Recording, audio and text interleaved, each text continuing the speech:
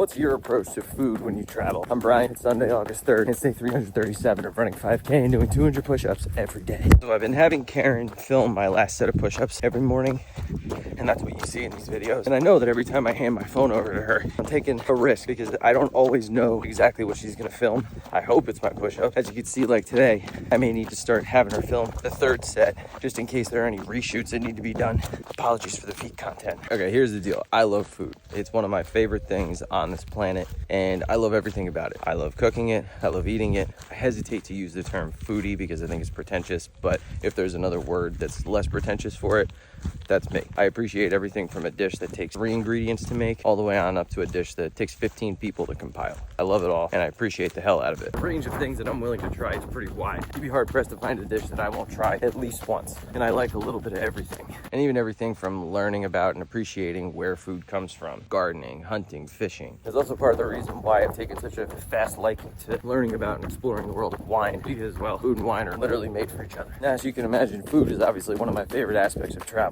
Trying new cuisines, learning about the history of those cuisines, different cultural impacts, and I love all that shit. And that's all well and good, but when it comes to traveling for long periods of time, there does come the question of the balance between going out to eat and cooking. Now, it's not really much of an issue for us. I love cooking. We also like a balance of going out and being at home. It's a little more like just taking home on the road with us, which is nice. But there is always part of me that wants to just be out and exploring new cuisines all the time. And that's why when you're in places like Chiang Mai or Hanoi, where at least the US dollar goes pretty far, going out to eat is a little bit more sustainable than it is in, say, London or Paris, where that's not exactly the case. Which is why, even though the Czech Republic is very affordable, days like yesterday for us are not uncommon and have always been the norm throughout our travels, where we'll go to the farmer's market, we'll get a nice haul of produce, and then we'll go back, spend the night in, and just cook a big meal and chill. There is a problem with this strategy, though. The problem with this is that you're limited to the equipment on hand in the place you're staying, which is pretty much out of your control. A situation like yesterday, where, again, we've run into this problem before. The place we're staying has an immersion blender, so I was gonna make a nice roasted cauliflower soup for dinner. Come to find out, the immersion blender didn't work. Find that out until the very end of cooking dinner, and so what we ended up with was not a smoother consistency soup, but something that was a little bit more, shall we say, rustic. Tasted fine, and it was still a nice night, but was not the meal I set out to make. But just like any other unexpected turn when traveling, you adjust and you make the best of it.